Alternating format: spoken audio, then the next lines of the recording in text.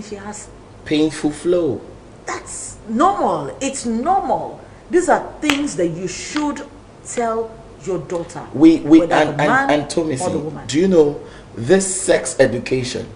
We kind of shy away from it. Because in Africa, it is wrong. And this is wrong for us to shy away from it, because you see, if you don't tell these kids these things, their friends will tell them.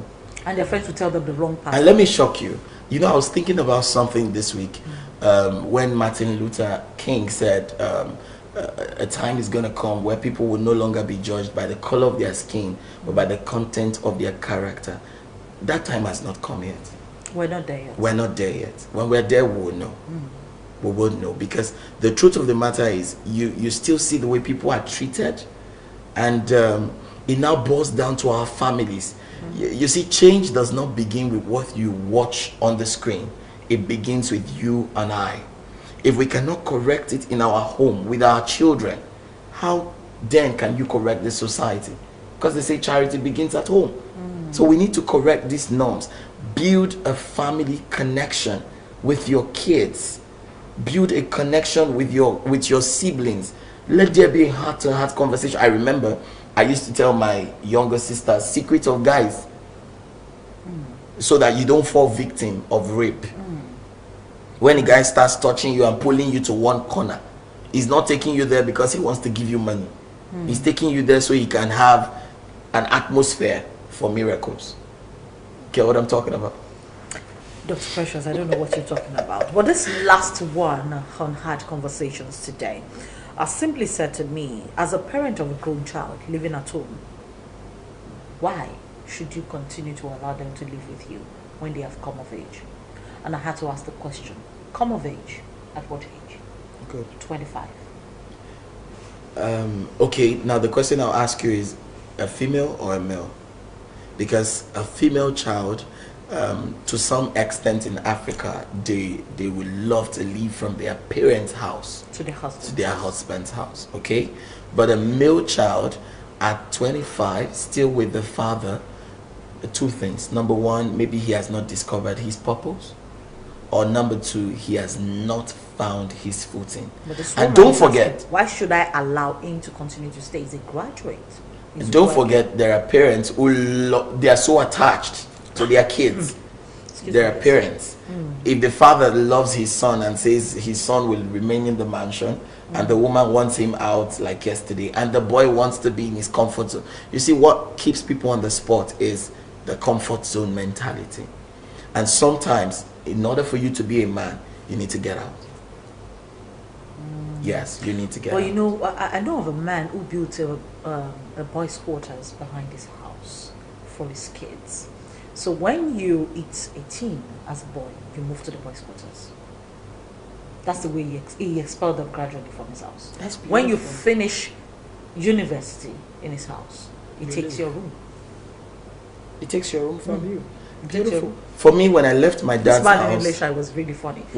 He would expel them after secondary school. 18, he expels them to the boys' quarters, and then from the boys' quarters, once you finish uni and you come back from you're coming back from service, just have it at the back of your mind that you're sleeping in the living room.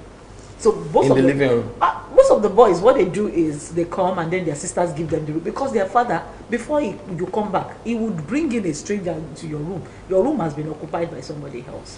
He believes that if you come back to his house and you get too comfortable, you are likely going to stay for too long a time. So all his male kids don't stay at home. After service, they go out. Tomisin, and the ladies, you see, I think our school has a lot to do. They teach so many things, X plus Y equals to this, but the real life scenarios, they need to inculcate it in the curriculum. You see, an average young man should know that at a certain age, you should not be comfortable under your parents' roof. When I gained admission to the university, I'll boldly say this on national TV, I never returned. From uni days up until now, I'm in my house right now, but my room in my dad's house is still there. I could just move in and say hi, but I have my own house. Now, it's because I followed some mentors.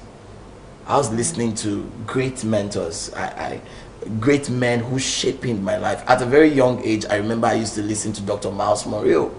and I heard some leadership truths that made me to become so strong and so dogged about the future, that if I find myself in a space, I have an understanding that education is not the ability to read and write. Education is the ability to adapt. Adapt to the situation. Whatever situation you find yourself. Whatever situation, wherever it is. Yes, having the ability to adapt is what makes you educated. Now, if I find myself in the UK right now, will I fit in? Yes. If I find myself in the creeks of Niger Delta, will I fit in? Yes, I go fit in well. I go speak pidgin, it go shock you. Are you getting what I'm talking about? But what about the female kids? Now, there is the erroneous belief that as a female child as well, you must remain at home until the man comes find you. And then you now end up staying at home, you're 30, you're still living with your parents. Waiting for the man to come. And then the pressure of marriage begins to set, because the more they see you, the more they pressurize you. The more they pressurize That's true. That's why I don't even think there should be a disparity when you're talking about kids. Your kids have come of age, let them move out, regardless of who they are, whether they're female or they're male. Because if you move out, you're likely to get sense outside. But if you stay in, mommy cooks before you come back from work. You can, if you have a maid, that one is even worse. The maid will wash your clothes. By the time you come back from work, all your clothes are washed. During the weekend, you're still sleeping and lounging on the bed. The maid has packed all your clothes, come to lay your bed, irons your clothes for the next 1 week, does practically everything for you. You become a house rat. Before you know what is happening, age keeps going. You get older, you're in the same space, doing the same thing, and you don't take responsibility for anyone. But I think the first means of learning responsibility, if you can live alone for 1 year during service, why not continue to live alone? That's interesting. As a matter of fact, I think parents should encourage their kids to go find jobs outside of the immediate environment where they live. Now, let me take you up somewhere. What do you think will create the avenue for 8 guys to rape a young lady that was set up by her friend? But if that happens, or since that was in the papers this morning, I remember that story.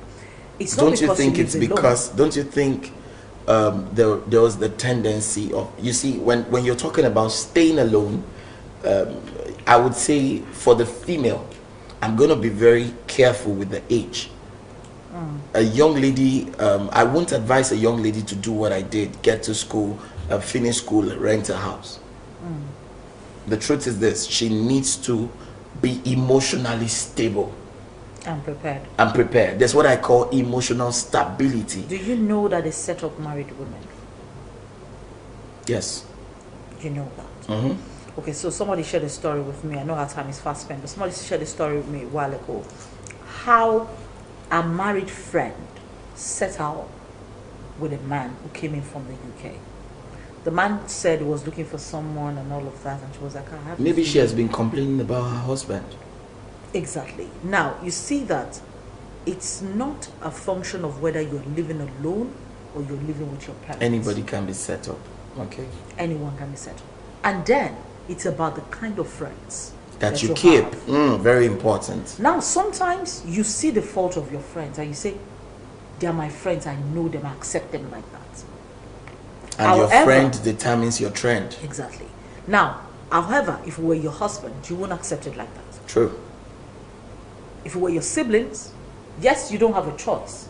You correct them, but you accept them. But if it's not your sibling, anybody else can be changed. Very true. I agree with you. Siblings. I totally agree with you. But friends, you see that your friend is a bit too frivolous with money. You see that your friend is a little bit too overtly friendly with men. Or you see your friend is always jealous of you. And you insist and you continue to keep such friendship, trying to please the person, doing everything to please the person just to make sure they like you. You don't need anybody to like you more than you. True. The person that should like you the most in the whole world is yourself. You. Yeah. And Tomisin, talking about friends, you see, I like to say this here, that 1,000 good friends may not be enough, but one bad friend is worse than the devil. It's too much. Very, there are some friends, if you true. have them, you don't need the devil, because they would not only package you to destruction, they will help that destruction process to happen. And then when they are done, they will still be the ones to come and sympathize with you and laugh behind your back. Yes, expose you and say the secret. Oh, she's no more a virgin. Oh, she's this. Oh, she's... Now, when they are not talking to you anymore, they talk about you. And this is so important. No, sometimes. Yeah. There are even worse cases. When they are talking to you, they're still talking about you. Now, this is so important. Who you follow determines what follows you. Your friend, like I said, determines your trend. What accompanies you is a function of your company. So I would say to people out there, I would say to everyone who is listening to us right now, evaluate your friends.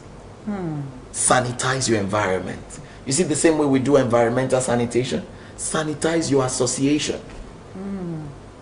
It's not compulsory you make friends with all of this people. It's not compulsory. It's not compulsory. Friendship is by choice, not by force. Not by force. And the choices you make will determine your chances in life. And I'll take that as your last statement for this morning. How do you sign up? Oh, it's heartbreaking. We have to go. But guys, follow me on Instagram at Dr Precious UAS, Dr Precious UAS.